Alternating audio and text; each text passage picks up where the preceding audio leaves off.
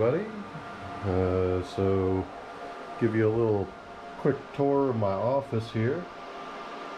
Got a couple of test devices to test different things. North Carolina aeronautical chart. A couple of goodies on the desk.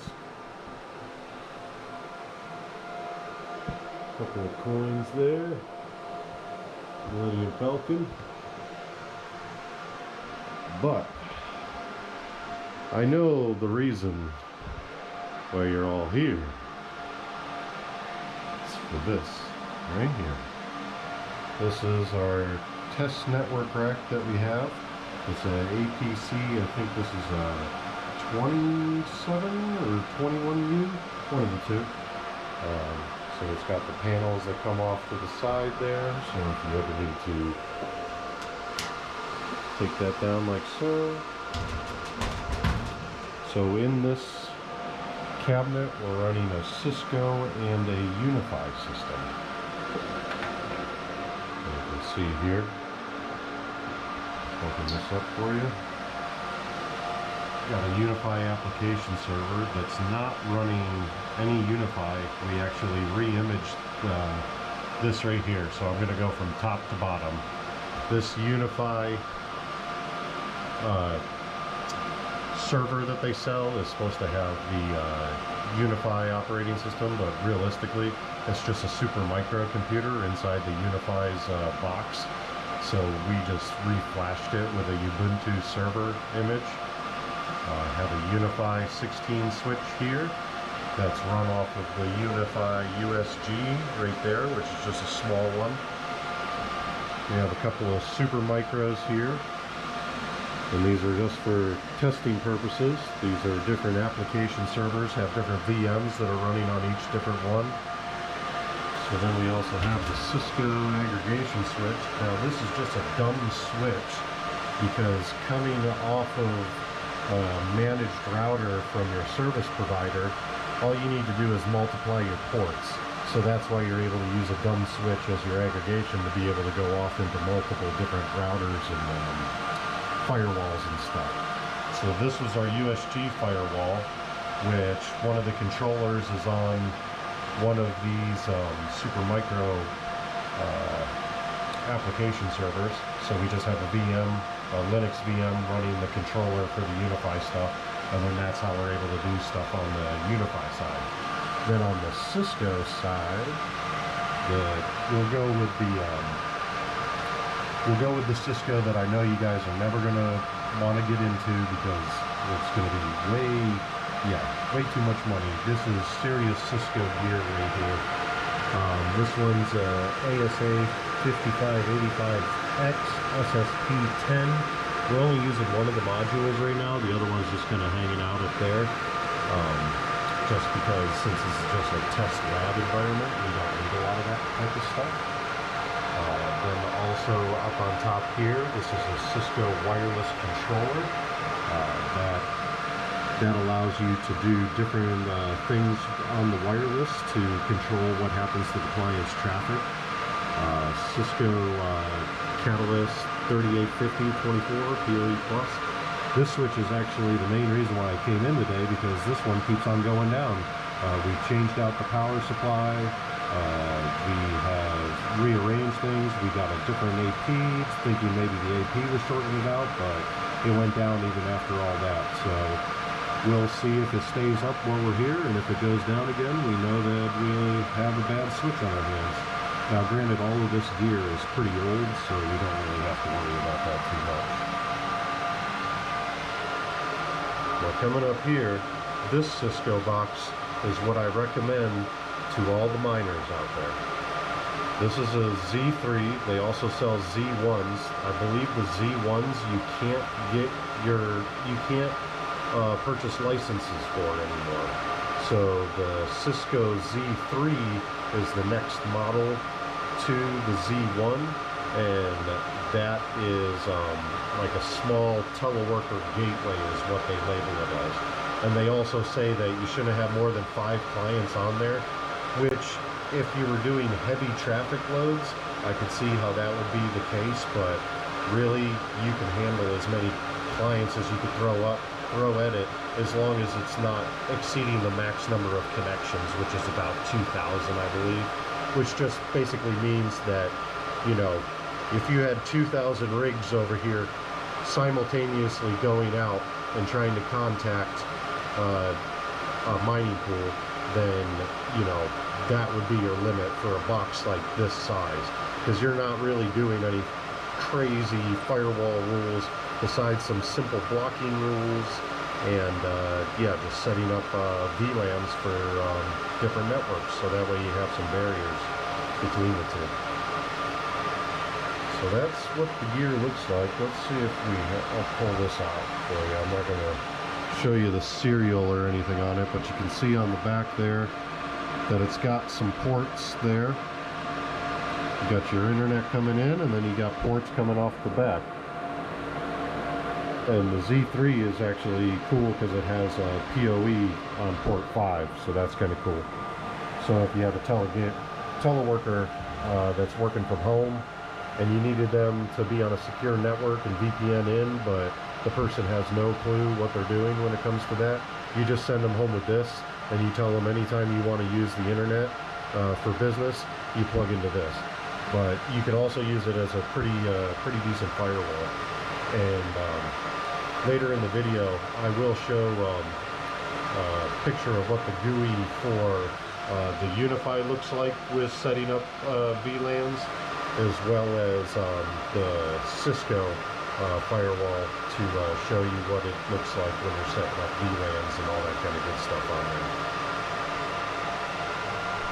there. Welcome to Yankee's channel. I have horrible handwriting, that's why I type everything. So what you'll have is you have the internet. Let's draw a little globe over here. It looks like a baseball, but you get the idea. There's another country, and so this is your internet.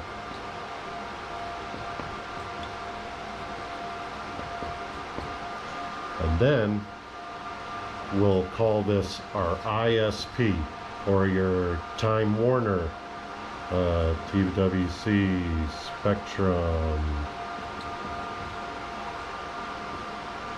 AT&T.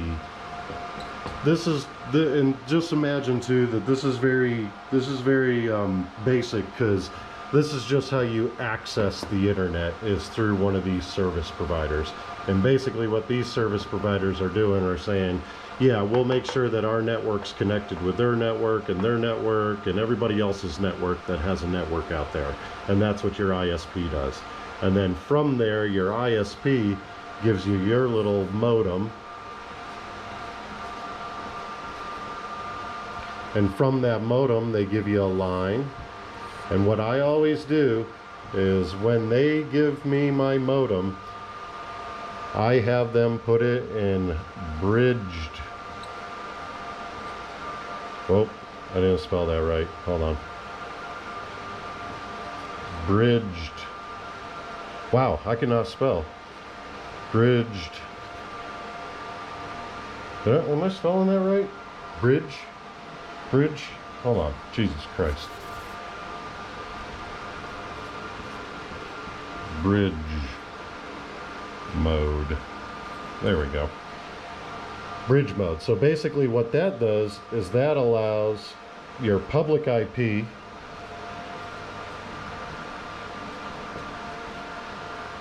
makes it so your public IP comes down, is assigned to your firewall, and it's a router too. Router, firewall, because most of the stuff that you're going to get is going to do both of these things for you. They try to make it seem all confusing, like all this stuff is going to be super difficult, but it's really not. So okay, so what we have now is we have our internet connection coming into our modem. From our modem, we have that in bridge mode going into our firewall. So what that means now is, into our firewall we have a public IP assigned to it. So we have a 172, or no, that's too close to a private. Let me do this. There we go. We got a 8.8.7.7. Now we wouldn't have that because that's Google's, but anywho. So we would have a public IP here. And then from there, you would be connecting into your switch.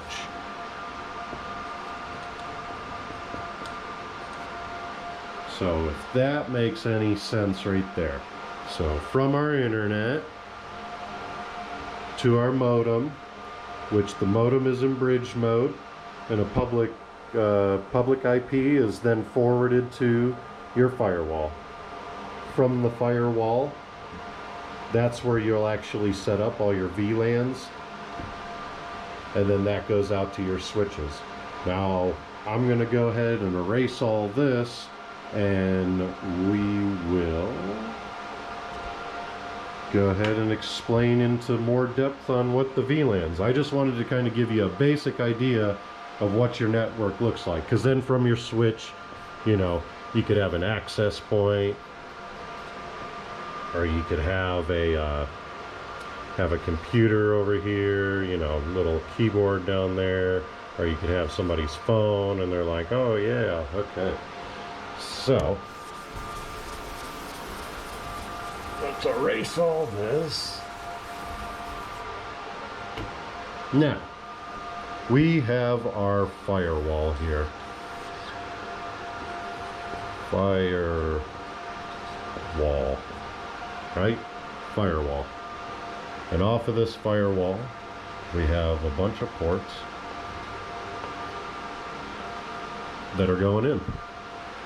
You have your internet, so we'll just call that our ISP port, and that's coming from our modem. And that's where our public IP is going to be allocated, is to this port right here. Now what you're able to do is you have two types of ports that you can make. You have more types than that, but the two types that you need to know are a trunk and an access. Those are the two ports you need to know. That's what you're able to make these ports. So if it's trunk port, you need to have a default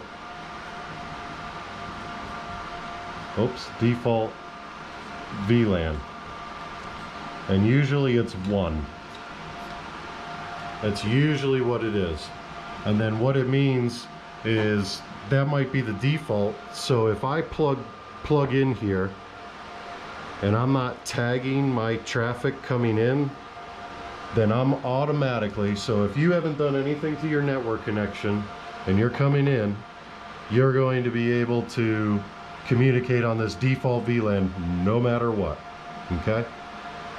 And you can make the default VLAN whatever you want. If you didn't want to make it 1, you can make it 44, and then that would just mean that,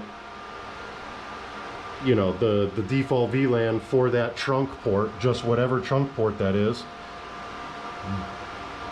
whatever port you assign to be a trunk port, and then the default VLAN, and then you can decide, okay, and then on top of that, let me get rid of access.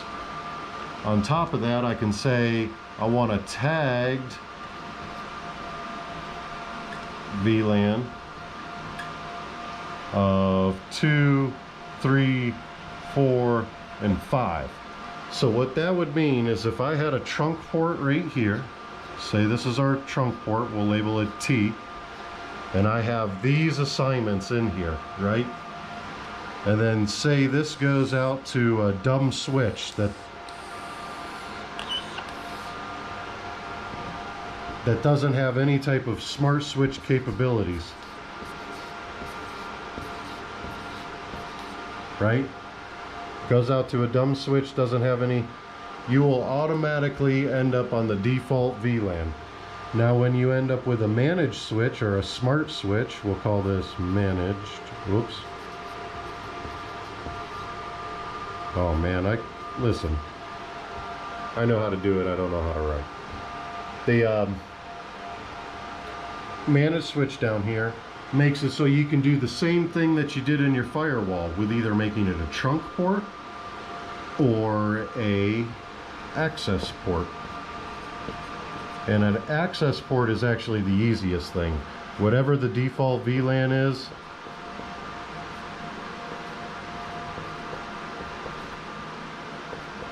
let's say just 1 again, that's all it can access on this port. So say if we had a access port over here, see, I'm all over the place, and this is why it's bad for me to explain things, so hopefully I'm not losing you yet. So let's do a little recap here. We have our firewall here, we have our ISP port, we have a trunked port. A trunk port has a default VLAN of 1, but it can be anything, but just for this purpose we're using 1. And it has tag VLANs of 2, 3, 4, 5, right? So now, if we have that trunk port assigned like this right here, we will be able to put that down and plug that into another trunk port in our manage switch, and then we can say that this is an access, or we can say that's an access, that's an access, this is another trunk, this is an access. So what that means is, so we have our trunk coming in that has all these VLANs included in it, right? And then from that trunk port, it says, okay, well the default VLAN is VLAN 1. So I will go ahead and put the management on the manage side to VLAN 1. And then from there, I'm taking all those other VLANs, and if somebody else wants to tag themselves as VLAN 2, 3, 4, or 5, they can do that. So say you have a computer down here, and you have another computer down here, and another computer down here. So we have our trunk port here, and we have a trunk port here. This is where our trunk port's coming into. This trunk port. You want to have a trunk port to a trunk port.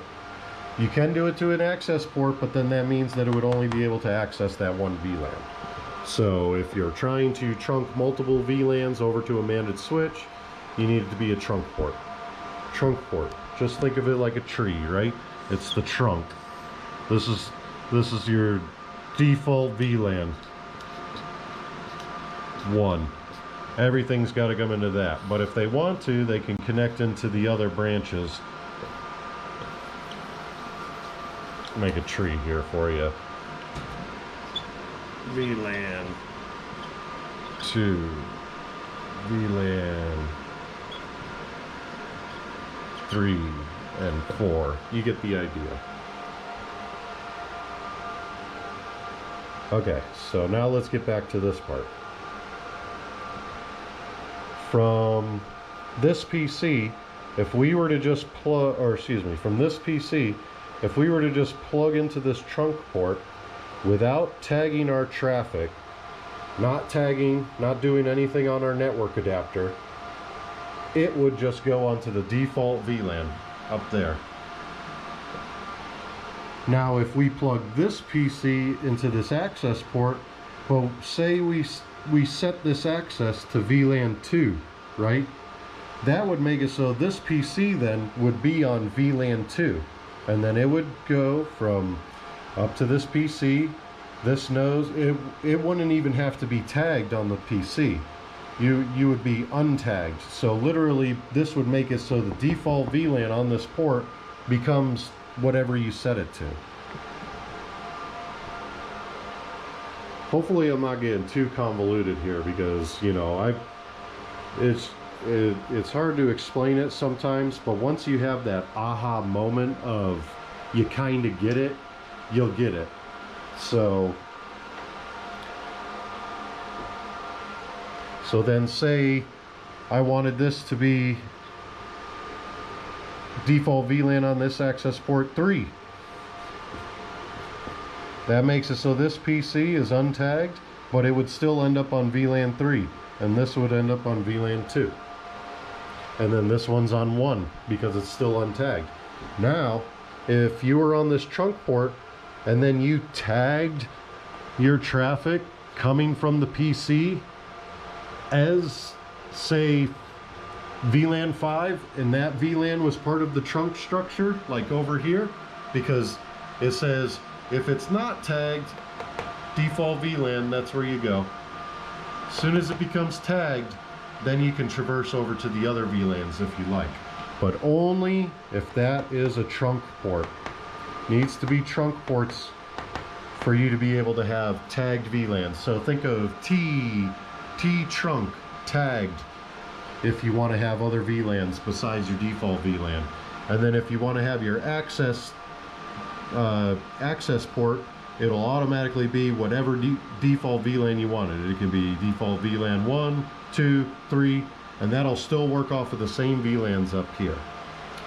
So what I will do is I will show how I set it up for Red Panda at the farm. Just try to draw it out real quick and give you a little bit better of an idea. So let's go ahead and do that. That was kind of just like a basic, and I'm all over the place. I am not a good teacher by any means, so please, you know, any clarification that you need, you can ask me and I will try my best to explain it. But there are a ton of other good networking guys out here. So we got our internet. I always draw a baseball for our internet. Then we come into our firewall, which is a Cisco Meraki. And then from there, we have our ports here.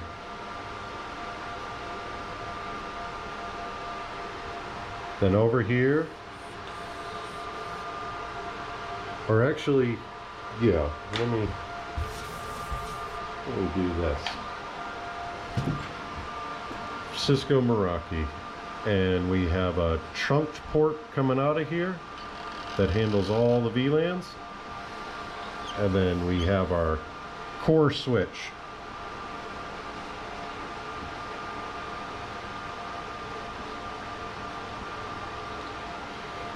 So the core switch is what handles all of our VLAN segmentation out on the network. So from the Meraki, we have our trunk port that has all the different VLANs. So let's say Yankee equals VLAN, or hold on. Put it over here. Yankee equals VLAN 1. Now, best practice is to change what your default VLAN is, which we've done, but for this simplicity, we're going to explain it this way. And then we got Red Panda equals VLAN 2. So inside the Cisco Meraki firewall,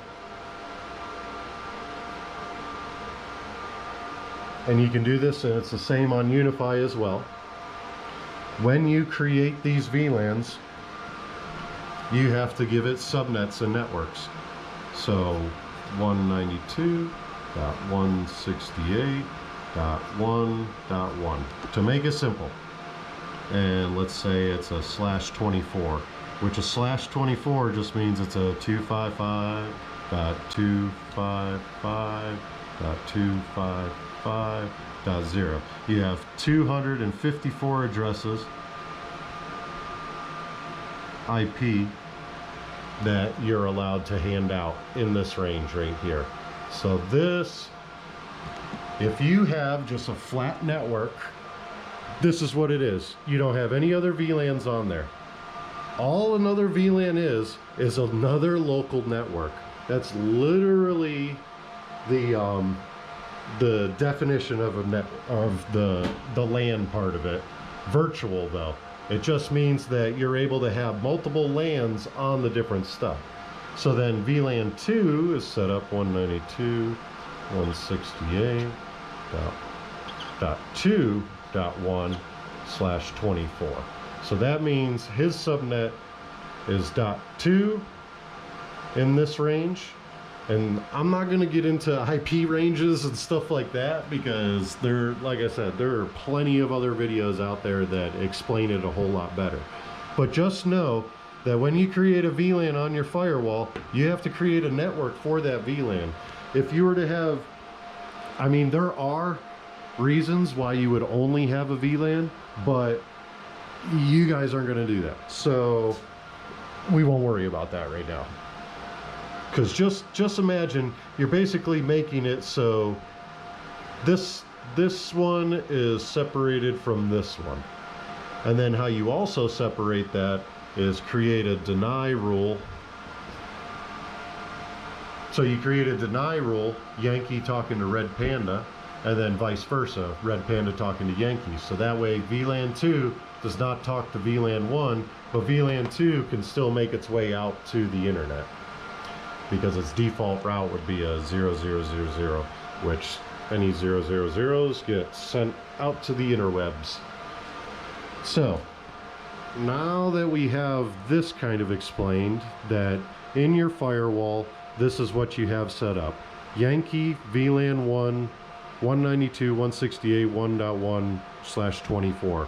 Red Panda equals VLAN 2, and he's on a 192.168.2.1/24. And then don't get crazy if sometimes you see people do it like this, and they'll put a 0 dot here and not 24. That just means that they're not letting you know what the router's IP address is in this. This is just telling you what the network is. So I think that was a little bit TMI, so because I don't want to lose you guys. Okay, so we have our VLAN set up and our firewall. Now from there we have a trunk port with both of these VLANs attached to it.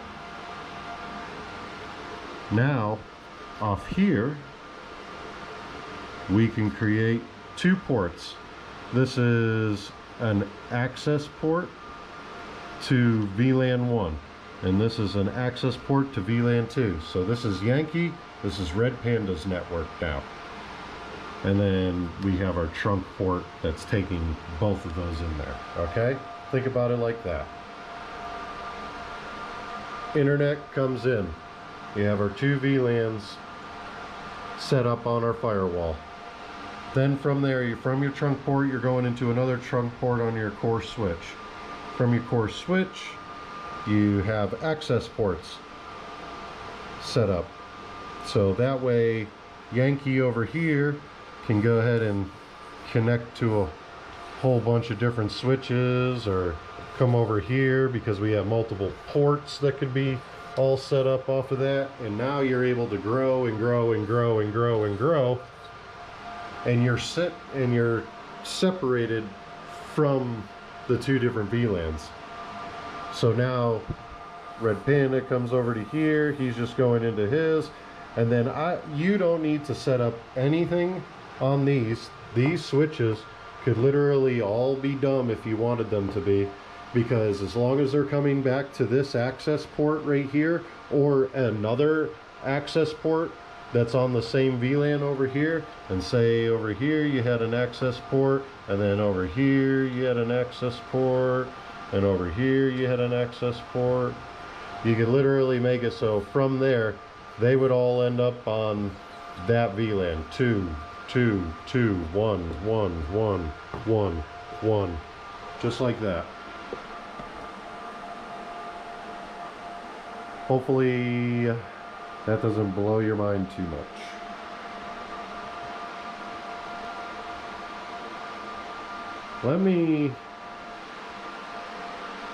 Trying to think if there would be a better way for me to explain this. I don't think so. like I said, I'm not very good at explaining things, so hopefully I'm not making a dub over this. Okay, so I made another drawing, but I think it's still just as confusing. So you have your internet coming into your firewall. From your firewall is where you configure your VLANs to be on their different networks. And then you can create your firewall rules to make it so these do not talk to each other. And then from there you can go to a trunk port to another trunk port, which then allows you to aggregate off of that. And you can go to other trunk ports and transfer all the VLANs, or if you just want to have access to one VLAN, you assign that to each port, and then you can put another switch out here, and every device that plugs into that switch ends up on there. If the computer here or rig here is on that access port, it ends up on that VLAN and that as well. And then the same thing over here. It's the same thing. If you do a trunk port, whatever the default VLAN is what will be assigned to here, but then it also gives you access to the rest of the tagged VLANs on your trunk port. So hopefully that gives a little bit of clarification there. And if you're wondering why I draw my access points like I do, because they're modeled after the Unify, not to be like a boob. And this was a joke that they'd ring the bell, so joke was on them. I taped this shut.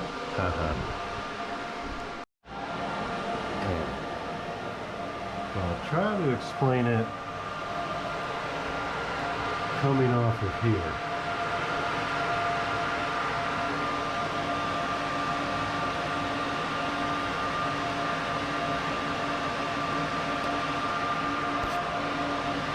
So there we go.